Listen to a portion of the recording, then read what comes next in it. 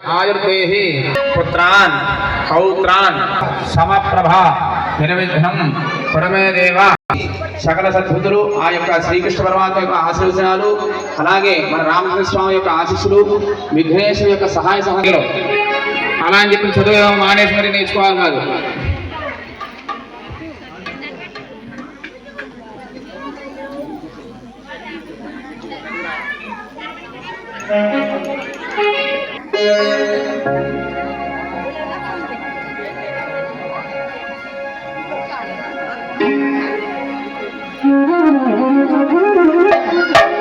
నమస్కారాన్ని సమర్పయామి సాష్టాంగ నమస్కారాన్ని సమర్పయామి.